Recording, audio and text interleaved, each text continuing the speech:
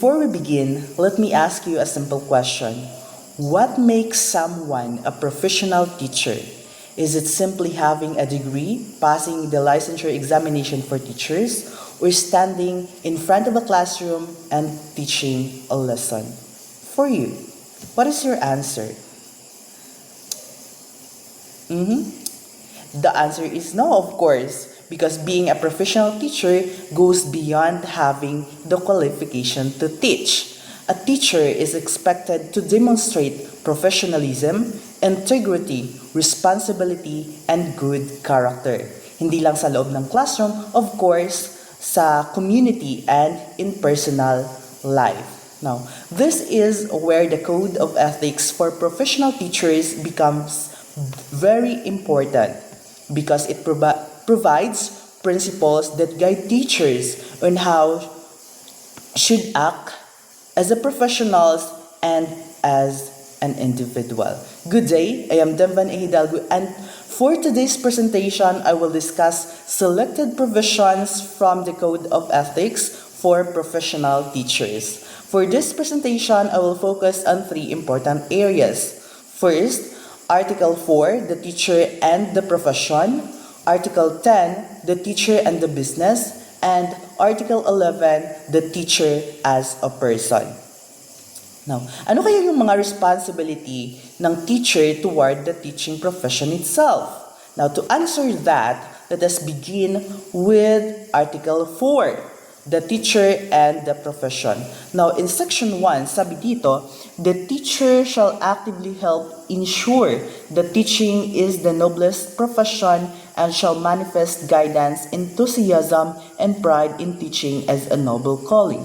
Now, in simple terms, teacher should not treat teaching as merely as a job na tumatanggap lang ng pera.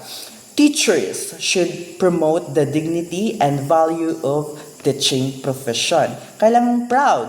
They should, yung teacher should show passion, dedication, and pride in being educators and recognizing teachers as a vocation that shapes the future of learners and society. Also, kung magtuturo tayo sa susunod in the future, we should speak positively about teaching, perform duties with compassion, and encourage to respect teachers. And also, we may consider teaching as their future career. So, we should wag tayong puro reklamo, especially in social media, na kung saan is nakakababa ng moral ng pagiging teacher. We should recognize teaching as a vocation na that shape the future and the society. So, halimbawa yung mga doctor and mga engineer, mga physician and other profession is hindi yan sila nagiging kung ano man sila kung hindi dahil sa mga teacher. That is why we should be proud. Or if maging teacher man tayo, we should be proud sa ating profession. Now, let's proceed to Section 2. Sabi dito, every teacher shall uphold the highest possible standard of quality education, shall make the best preparation for the career of teaching, and shall be at his best at all times in the practice of his profession. Now, this means that the teachers have the responsibility to prepare before entering the classroom. Siyempre, hindi ka pwede papasok sa classroom mo na hindi ka handa or yung teacher ay hindi handa or without preparation, di ba? Without a clear lesson plan or learning objectives. Kailangan nakaplan yan lahat. Yung learning objectives mo, paano mo siya ituro, the strategies, and also kung ano yung mga learn. And the most important is paano maka-learn yung mga students mo. You have to prepare appropriate activities and select the strategies that fit the learners. So, kailangan mostly naman talaga if may lesson plan yung mga teachers or yung strategy ng mga teachers is may mga activities and the discussions and assessment. So kailangan, the most important is that we are giving equality education or or the quality teaching it requires a preparation, not only an improvisation alone. As they say, sabi nga ng marami na we could hindi tayo mag-expect ng quality output or outcome sa mga students natin if tayo mismo is hindi naman we are not giving a quality sa pagtuturo natin. And then, let's proceed to section 3. Sabi dito, section 3 states that every teacher shall participate in the Continuing Professional Education or CPE program of the Professional Regulation Commission and shall pursue such other studies as will improve his efficiency, enhance the prestige of the profession, and strengthen his competence, virtues, and productivity in order to be nationally and internationally competitive. In simple terms, teachers should never stop learning. Kasi professional teaching does not end after yung pag-graduate natin or maka-receive tayo ng degree or makapasa tayo ng licensure examination. Education should continue to change because new technologies, teaching strategies, and learners needs emerge over time. No, hindi mo pwedeng ituro yung yung panahon pa ng mga dinosaur. Kailangan bago yung mga ituro mo. Especially ngayon sa technology. Therefore, yung code of ethics is emphasize the continuous professional development. No, tayo sa susunod, if magiging teacher man tayo, are expected to continue learning through seminars, mga workshop, graduate studies, and professional development programs para ma-improve yung knowledge and teaching skills natin. And most important is yung professional competence natin, yung mga SLAC, which is that means the School Learning Action Cell na ginagawa ng DepEd, which is nagtitipon-tipon or it's a program kung saan nagko-collaborate yung mga teachers to solve teaching challenges, improve instruction, and share effective strategies. So of course, after ng training mo is maka-learn ka na learn how to use digital quizzes, yung mga interactive tool kung paano gamitin, and of course digital educational platforms, di ba, para mas maging interactive, and then pagkatapos nun is kailangan mo siyang i-apply sa klase mo kasi mostly ngayon ng mga students is hindi mas madali silang matuto if interactive or mas interactive yung klase. For example, yung mga mag-integrate ka ng mga pictures, mga videos, and so on. So for future educator like us, this is important because graduation is not the end of learning. It's only the beginning of our professional growth. So, yun nga, teachers we should continue learning through seminars and workshop. Yung mga masters and PhD, yung mga graduate studies, para mas ma-improve ang ating learning and professional competence. Now, let's go to section 4. Sabi dito that every teacher shall help if duly authorized to seek support for the school but shall not make improper misinterpretation through personal advertisement and other questionable means. So in simple words, teachers can help sa kanilang school to obtain resources but kailangang honest or transparent how they present themselves and the school. So, if mag-raise ng mga funds to buy books, so kailangan organize yon, kailangan authorized ng principal. Hindi pwedeng yung teacher is mag-post lang siya or sasabihan yung mga students na ito kailangan natin ng pera, ganon. Kailangan ipaalam niya talaga sa principal. It is authorized and agreed by everybody. So, of course, the teacher may help organize a school fundraising activity with the principal's approval and accurately explain, kailangan mo justify how the funds will be used. So, hindi siya the teacher should not falsely claim that the school officially approved a fundraising if hindi naman talaga na-approve. Kasi it can mislead the public. So, mga example ng mga fundraising natin sa school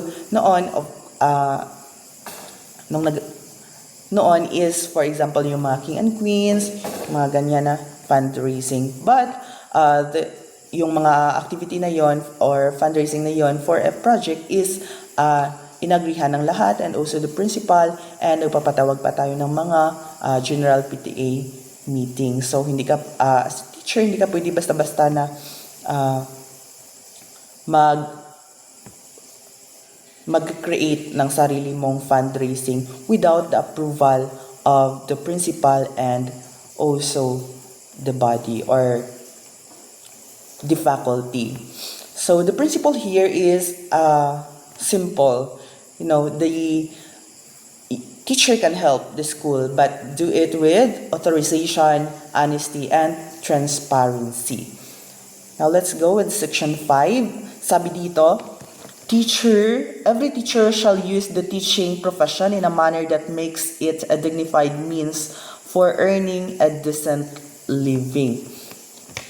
So, dito sa section 5, yung teacher should earn their income through honest and ethical professional practice. Of course, yung pagtuturo niya, sinasakuran niya yung pag-check ng mga papers, yung pagtuturo sa students, yung pag-attend ng mga seminars. So, yung mga teacher must never misuse their position for personal gain or engage in activities that damage the dignity of the profession. So, yung mga salary ng teacher, so, di ba, it's it's a professional responsibilities na kung saan is sinasahuran yung mga teacher. So, hindi mo pwedeng i-exploit, hindi ka pwedeng tatanggap ng bayad sa, halimbawa, yung parents is in exchange sa mga higher grades or ano pa dyan. So, bawal yan because kailangan hindi mo i-misuse or yung position mo for personal gain or engage in activity that damage the dignity and the profession being a teacher. So, bawal ka mag-accept ng money and other in exchange for example, sa mas pataasan yung grades ng students galing sa parents. So, that is prohibited. Now, let's proceed to Article 10 because we already discussed the teacher's responsibility towards teaching and teaching profession. Now, teachers are also individuals who have financial needs, of course, and may engage in legitimate income-generating activities kasi nga kulang yung sweldo ng isang teacher. Alam naman natin, of course, lalong-lalo na if may pamilya yung isang, or it's kulang talaga yung salary ng isang teacher. That is why nandito yung Article 10, which is the teacher and business. Now, sa Section 1, sabi dito, A teacher has the right to engage directly or indirectly in legitimate income generation, provided that it does not relate to or adversely affect his work. Now, this means na teachers can have legitimate sources of additional income. Hindi naman ipinagbabawal na mayroong business ang isang teacher as long as these activities do not interfere with their teaching responsibilities. Teachers may have business or side jobs as long as legal, yeah, and do not interfere with their teaching responsibilities or create conflict of interest. No, as long as it is outside with school hours. No, pwedeng mag-business. However, the business should not cause the teacher to neglect classes, fail to prepare mga lessons, and ma-abandon na yung professional responsibility. So, hindi siya pwede na ma-spend ng isang teacher yung school hours into managing an online business or sa kanyang mga business. So, instead na mag-teach is mas-spend niya yung time niya sa kanyang business. So, as long as hindi siya naka-affect sa kanyang personal responsibilities or duties. So, ang principle lang naman dito is the teacher may earn additional income, but the teaching responsibility must be a remain priority. Now, let's proceed to section 2. Sabi dito, a teacher shall maintain a good reputation with respect to financial matters such as in the settlement of his just debts, loans, and other financial affairs. Now, dito naman, teachers should be financially responsible by paying debts on time and kailangang manage yung finances properly. Kasi nag-reflect yon sa kanilang honesty and integrity as a teacher, as a professional teacher. So, bakit nga ba? What is the reason of this? Of course, because we are professional, a teacher is, professional reputation is hindi siya limited sa classroom o nangyayari sa loob ng classroom. Diba? Kasi pag paulit na hindi nakabayad yung isang guro sa kanyang utang, of course, mag-iiba na ang tingin ng mga tao sa iyo kasi nga teacher ka pa naman, sabi nila. And then, di ba, yung integrity mo as a teacher. And also, it reminds that teachers' professionalism includes irresponsible financial behavior. So, kailangan yung teacher, as a teacher, yung teacher is responsible sa kanyang mga responsibilidad when it comes sa kanyang mga utang. Kasi, maapektuhan din yung integrity ng isang teacher. Now, let's proceed sa section 3. Sabi dito, no teacher shall act directly or indirectly as agent or be financially interested in any commercial venture which furnish textbooks and other school commodities in the purchase and disposal of which he can exercise official influence, except only when his assignment is inherently related to such purchase and disposal, provided that shall be in accordance with existing regulation. Now, teachers, kailangan i-avoid ng teacher yung conflict of interest. They should not be profit from selling textbooks or school supplies if they can influence students or the school to buy those products, unless if officially assigned and following the regulation. So, a teacher does not require students to buy books from teachers' own store. So, bawal yon. And for example naman, halimbawa, yung teacher na yon is part ng committee which is responsible for choosing books para sa mga students. Now, halimbawa if yung may kakilala siyang publishing company or siya mismo yung personal na pupunta doon, and then there's an agreement, sasabihin ng company na ito pag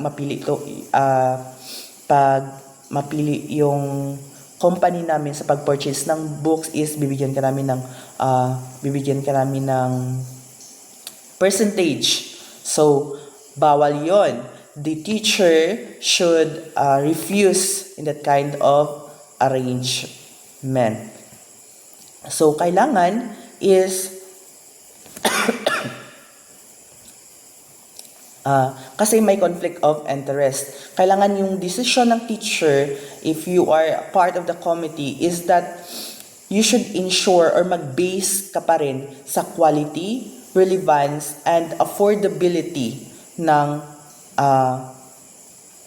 textbook na yon, and not on the personal financial benefits. So, the main point here is that the teacher must never allow personal financial interest to influence official school decisions. So, para lang sa pansariling interes, bawal yon. Kailangang sa katuparan pa rin yung or isa lang alang yung value ng isang product to purchase, hindi para makagain ka ng pera. Now, let's proceed to our Article 10, which is sa section, the Article 10, which is the teacher as a person. Now, sa section 1, sabi dito, a teacher shall live with dignity in all places at all times. This means the teacher should maintain proper conduct not only inside the classroom but also outside the school. Now, the teacher, sabi dito sa section na to, teacher should always behave respectfully and responsibly, because yun nga sinasabi that the teacher are the role models in school and in the community. So, hindi naman ibig sabihin that kailangan maging perfect as a teacher. The reason is that maka-influence kasi yung action ng teacher sa mga students or also sa community, and yun nga, ma-perceive yung teaching profession ng mga teacher. That's why a teacher kailangan maging respectful and avoids inappropriate behavior in public, and hindi lang sa public but also in social media, because yun nga, ma-question yung teacher's professionalism. Let's proceed to section 2, which emphasize the respect and self-discipline. Sabi dito, a teacher shall place premium upon self-respect and self-discipline as the principles of personal behavior in all relationship with others and in all situations. Now, self-discipline means na we are able, or the teacher are able to control actions, words, and this emotion and decisions, of course. Kailangan i-value ng teacher yung self-control, yung integrity and respect in dealing with the students, hindi lang sa students, and also sa teacher and sa kanyang colleagues and parents, and also sa community. So, if may mga situation man sa classroom na disrespectful ng students, is Instead na, of course, the teacher is also a person, of course, makaka-feel talaga ng galit, but instead na mag-respond ka na i-insult mo yung students or pagalitan, di ba, pwede mo siyang, as a teacher, sinasabi ng code of ethics is, you should be calm and also address in a appropriate behavior. So, may mga rules and mga classroom procedures naman kung paano address yung ganyang issue. And then, that is the self-discipline. And also, sa halimbawa, yung mga feedback and criticism, we should also respond it accordingly. Na kung saan is kailangan maging open tayo for constructive criticism and feedback or judgment kasi hindi naman talaga natin yan maiiwasan. So, ang gawin lang natin is we should communicate professionally and address the concern through the proper process.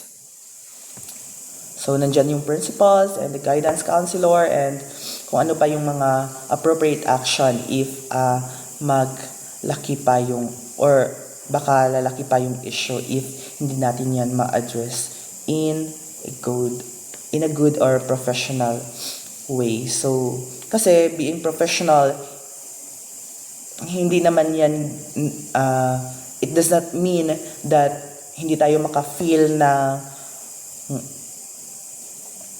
hindi tayo pwede magalit, ganon. But, as a professional, kailangan natin, we know how to respond responsibly when we are angry. Or sa mga sitwasyon na hindi natin inaasahan. Now, let's proceed to section 3. Sabi dito, a teacher shall maintain at all times a dignified personality which could serve as a model worthy of emulation by learners, peers, and others in simple terms. And others. Now, in simple,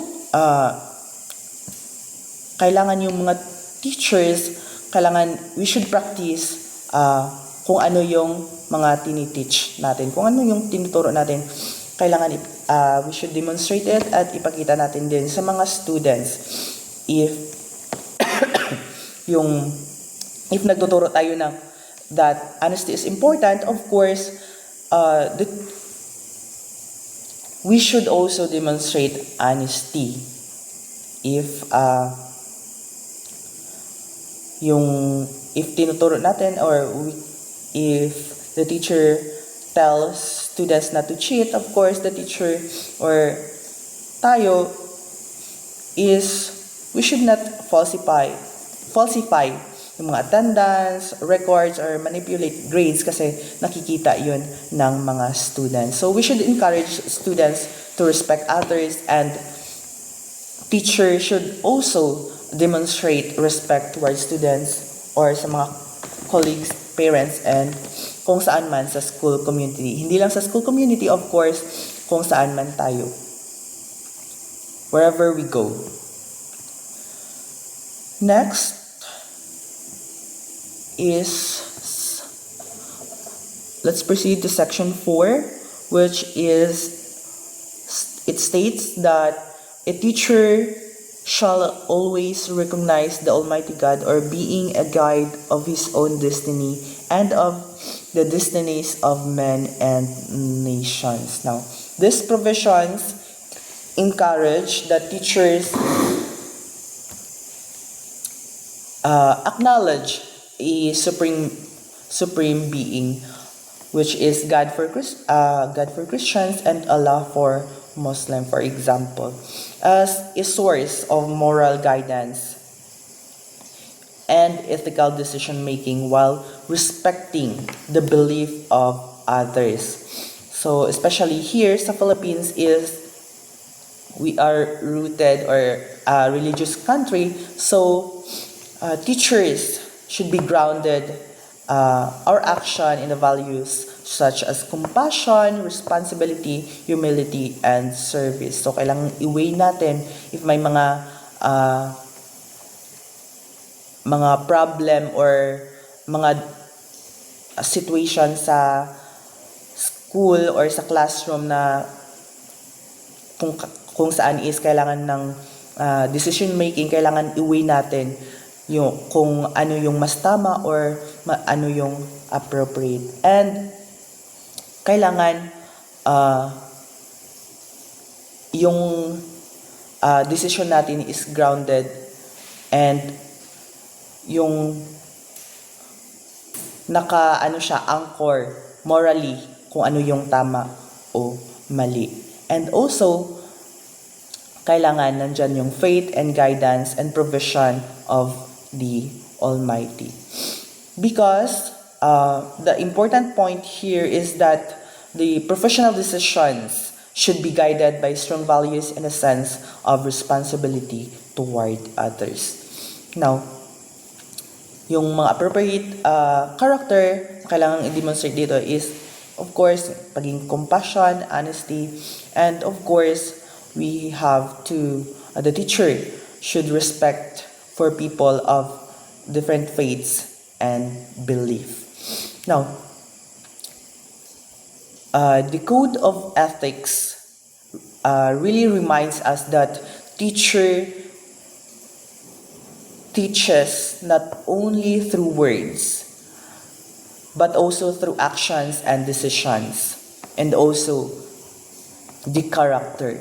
That is why teaching is not simply a career.